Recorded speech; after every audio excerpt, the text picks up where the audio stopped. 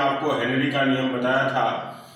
इस वीडियो में हम राउल्ट्स का नियम और लिमिटेशन ऑफ राउल्ट्स लॉ और जो ग्राफ आता है इसमें उसका हम अध्ययन करेंगे। ओके फ्रेंड्स, तो let us start Raoult's law. Raoult का नियम क्या कहता है? किसी निश्चित ताप पर बिलियन में उपस्थित किसी वाष्पशील अवयवी घटक का वाष्प दाब उस अवयवी घटक के मूल अंश के समानुपाती होता है।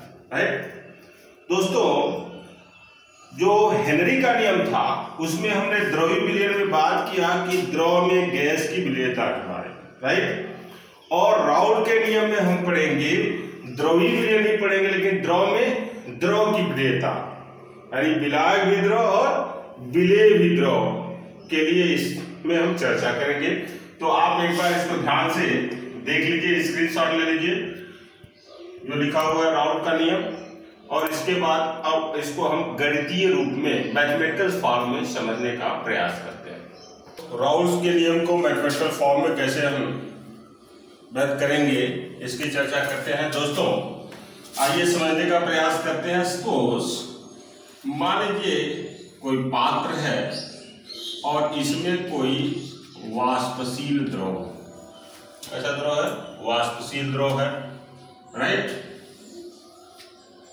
और इसको हम जो द्रव हमारा है इसका हम नंबर मान लीजिए नंबर 1 है, और फिर ये हमारा एक दूसरा पात्र लेते हैं और इसमें कोई दूसरा वाष्पशील द्रव लेते हैं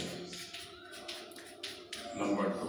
राइट, तो दोस्तों ये जो नंबर 1 वाला द्रव है, वाष्पशील द्रव है, तो ये वाष्पित होगा।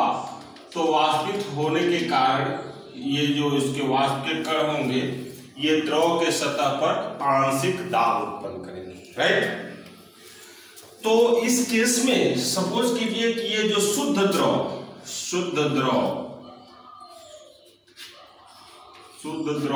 एक का शुद्ध अवस्था में वाष्प दाब P1 नॉट है। राइट, और जो इसी तरह से जो दूसरा है पात्र में जो द्रव है वाष्पशील, ये इसका भी जब वाष्पित होगा तो इसके सतह पे, द्रव के सतह पे वाष्प दाब उत्पन्न होगा। तो शुद्ध अवस्था में मान लीजिए जो द्रव 2 है तो इसका वाष्प दाब, शुद्ध द्रव 2 का वाष्प दाब क्या है? P2 not. राइट, अब हम क्या करते हैं, इन दोनों द्रवों को एक तीसरा पात्र लेते हैं और इसमें हमने इन दोनों द्रवों को ले लिया, यानी ये पात्र है, इसमें द्रव 1 भी है और द्रव 2 भी, दोनों को आपस में मिला के हमने क्या कर दिया? विलयन बना दिया। राइट, फिर से समझिए एक बार, यहां हमारा कोई वाष्पशील द्रव 1 है, मान लीजिए उसको नंबर 1 हमने दिया, तो ये वाष्पित होगा और वाष्प कण इसके द्रव के सतह पे वाष्प दाब उत्पन्न करेगा। तो सपोज शुद्ध अवस्था में द्रव 1 का वाष्प दाब क्या है? P1 नॉट है। इसी प्रकार जो द्रव 2 है इसका शुद्ध अवस्था में वाष्प दाब क्या है? P2 नॉट है। और अब हमने ये जो तीसरा पात्र है इसमें हमने दोनों द्रवों को क्या कर दिया? मिला दिया। तो ये भी जब दोनों को मिलाएंगे तो ये भी वाष्पित होंगे और ये फिर द्रव के सतह पे वाष्प दाब उत्पन्न करेंगे। राइट, अब मान लीजिए अगर द्रव 1, जो इस विलयन में द्रव 1 है, वो वाष्प दाब P1 उत्पन्न करता है, और जो दूसरा है वो वाष्प दाब क्या उत्पन्न करता है? P2 उत्पन्न करता है। तो अब ये प्रश्न ये उठता है कि कौन सा द्रव कितना वाष्प दाब उत्पन्न कर रहा है। राइट, तो इस बात को हम कैसे क्लियर करेंगे कि दोनों द्रव है तो किसका कितना वाष्प दाब है? तो ये किस पे डिपेंड करेगा? मोलर फ्रैक्शन पे, मोलर्स पे। क्लियर, समझ में आ रही बात ना? तो मतलब दोस्तों जिस द्रव का मोल अंश जितना अधिक होगा, यानी जिसके वाष्प का मोल अंश जितना अधिक होगा उसका वाष्प दाब क्या होगा उतना।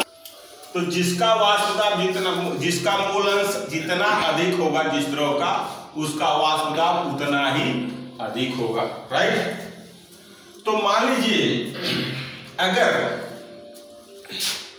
जो P1 है तो मूल अंश अधिक होगा तो वाष्प दाब अधिक होगा, कम होगा तो इसका मतलब क्या हो गया कि P1 अनुक्रमानुपाती है किसके, X1, किसके नियम से, राउल्ट के नियम से। तो जब P1 अनुक्रमानुपाती होगा X1 के तो अनुक्रमानुपाती का चिन्ह हटता है, क्या आता है, नियतांक आता है। तो P1 = P1 not X1, right. This is equation first. Similarly P2 will also proportional to X2 and P2 = होगा P2 not X2। This is equation 2। फिर से समझिए, यहां मैंने कहा कि जिस द्रव का मूल अंश जितना अधिक होगा वाष्प दाब उतना ही क्या होगा, अधिक होगा। यानी जो वाष्प दाब है वो मूल अंश के क्या है, अनुक्रमानुपाती होता है, समानुपाती होता है, प्रोपोर्शनल होता है। भी राउल्ट का नियम हमने आपको बताया। तो जो द्रव एक है उसका दाब P1 है और मूल अंश कितना है, X1 है। तो P1 अनुक्रमानुपाती क्या होगा, X1। और आप जानते हैं अनुक्रमानुपाती का चिन्ह हटता है तो नियतांक आता है, और यहाँ नियतांक जो शुद्ध द्रव का वाष्प दाब था वो आता है। तो P1 = P1 नॉट X1 हो गया। इसी तरह से दूसरे द्रव के लिए P2 अनुक्रमानुपाती X2, यानी दूसरे का जो मूल अंश X2 है, तो P2 = P2 not X2, right. अब दोस्तों डाल्टन का आंशिक दाब नियम क्या करता है, अगर किसी पात्र में भिन्न भिन्न गैसें हैं तो पात्र में गैसों का कुल दाब उनके अलग अलग आंशिक दाबों के योग के क्या होता है, बराबर होता है। तो यहां हम डाल्टन के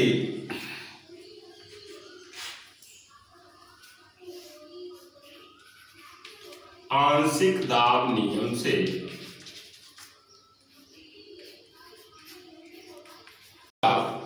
PT बराबर हो जाएगा P1 + P2, दैट इज, या PT यानी P टोटल दाब = P1 not X1 + P2 not X2, right.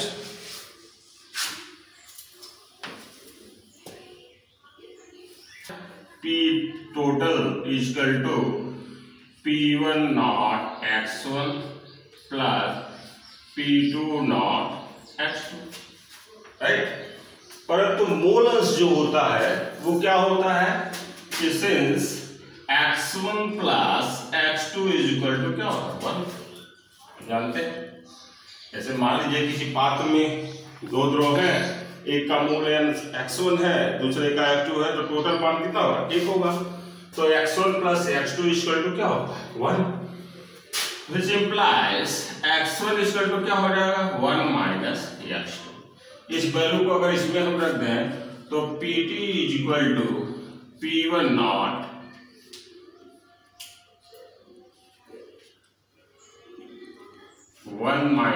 X2 + P2 not X2, right?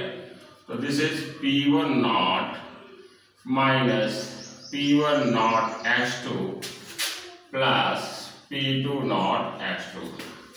That will be P1 not minus common लेते हैं तो P1 not X2 X2 common लेते हैं तो क्या हो जाएगा, P1 माइनस P2। क्या हो जाएगा, क्या कि P1 नॉट, अगर इसको हम माइनस इसमें से कॉमन ले लेते हो जाएगा प्लस X2 और P2 माइनस P1, राइट। तो ये हो गया आपका PT =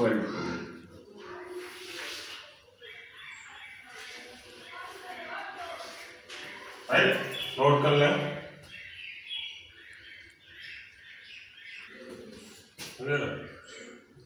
तो एक बार फिर से समझ लीजिए, यहाँ एक मैंने समरी बना दिया है कि जब P1 अनुपाती क्या है, x1 है, तो P1 equal to P1 not x1, right, this is the equation 1।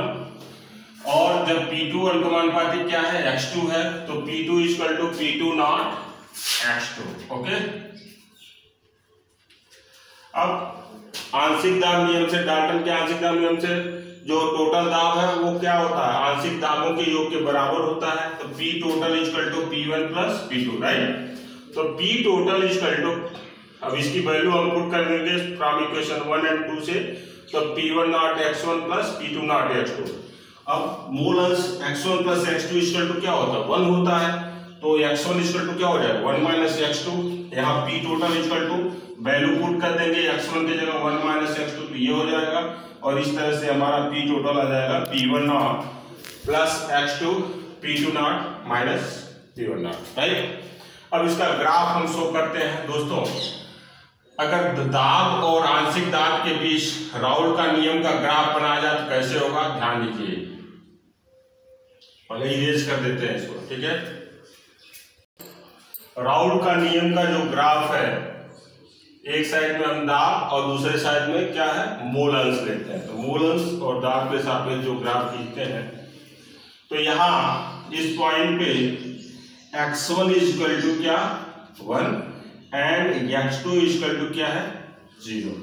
और यहाँ क्या लेते हैं हम, x1 इक्वल टू, और नजदीक लेते हैं, x1 equal to 0 and x2 equal to क्या, 1, ठीक है जी। अब देखो दोस्तों, यहां ध्यान देना है, ध्यान से समझिए ग्राफ को, बहुत ही इंपॉर्टेंट है। जब x1 इक्वल टू 1 है और x2 इक्वल टू 0 है, मतलब क्या हुआ कि केवल द्रव 1 है, 2 क्या है, अनुपस्थित है। तो दो द्रव 1 है, तो इसका वाष्प दाब शुद्ध अवस्था में क्या होगा, P1 नॉट। तो सपोज ये जो पॉइंट है, ये वाष्प दाब क्या है, P1 नॉट, द्रव 1 का, ठीक है। अब दोस्तों देखिए क्या हो रहा है कि जो x1 इक्वल टू 1 है वो डिक्रीज करके क्या हो जा रहा है, 0 हो जा रहा है, ठीक। या पुनः यहां देखिए कि इस पॉइंट पे क्या है, x1 इक्वल टू 0 है, यानी x1 नहीं है, x2 है, यानी द्रव 1 नहीं है, द्रव 2 है, तो उसका दाब सपोज करो क्या है आपका, P2 नॉट। तो जो द्रव 2 है उसका शुद्ध अवस्था में वाष्प दाब क्या है, P2 नॉट है। तो अब यहां समझते हैं कि x1 इक्वल टू 1 है, तो अब यहां इससे क्या मतलब हुआ कि 1 अगर है तो इसका आंशिक दाब क्या होगा, P1 नॉट शुद्ध अवस्था में, और x2 इक्वल टू 1 है तो इसका क्या होगा, P2 नॉट। अब ये x1 इक्वल टू 1 से डिक्रीज करके क्या हो रहा है, 0 हो रहा है। तो ग्राफ क्या आएगा हमारा, ऐसे डिक्रीजिंग ऑर्डर में, राइट, ये डिक्रीजिंग। और ये जो लाइन होगी वो शो करेगी किसको, P1। सिमिलरली जब x2 इक्वल टू 0 से ये इंक्रीज कर रहा है, बढ़ते बढ़ते बढ़ते बढ़ते क्या हो रहा है, 1, तो ये ग्राफ क्या हो रहा है, इंक्रीज कर रहा है। तो अब इस पॉइंट पे आपका क्या हो गया, P2 नॉट। क्लियर, समझ आ रहा है, फिर से समझिए। यहाँ x1 इक्वल टू 1 है, द्रव 1 है, द्रव 2, x2 इक्वल टू 0 यानी द्रव 2 नहीं, तो शुद्ध अवस्था में उसका वाष्प दाब क्या होगा, P1 नॉट। यहाँ x1 इक्वल टू 0 है, यानी द्रव 1 नहीं है, द्रव 2 है, क्योंकि x2 इक्वल टू 1 है, तो x2 इक्वल टू 1 है, तो इसका वाष्प दाब क्या होगा, P2 होगा। अब x1 इक्वल टू 1 से यानी ये कुछ वैल्यू है वो धीरे धीरे क्या हो रहा है, 0 हो रहे, जो शो कर रहा है कि वाष्प दाब क्या हो रहा है, डिक्रीज कर रहा है, घटते घटते क्या है, 0। और ये जो है x2 इक्वल टू 0 से इंक्रीज करके 1 हो रहा है, तो ये वाले जो ग्राफ है ये कौन सी लाइन शो करेगी, P2। और यहां से यहां तक की जो लाइन होगी वो शो करेगी P टोटल को, P total equal to P1 plus P2, right. तो ये आपका राउल्ट के नियम का क्या हो जाएगा, ग्राफ हो जाएगा। ठीक है, नोट कर लीजिए। तो अब पढ़ते हैं हम राउल्ट के नियम की सीमाएं, limitations of Raoult's law. This is the very important topic, right. ये एग्जाम में आप पूछता है अक्सर बोर्ड्स के एग्जाम में, तो इस पे आप ध्यान देंगे कि राउल्ट के नियम की क्या सीमाएं। तो पहला है कि राउल्ट का नियम केवल तल विलयनों के लिए लागू होता है, ये सांद्र विलयनों के लिए लागू नहीं होता। ओके, तो राउल्ट का नियम केवल डाइल्यूट सॉल्यूशन पे लागू होता है। दूसरा क्या है, राउल्ट का नियम केवल अवाष्पशील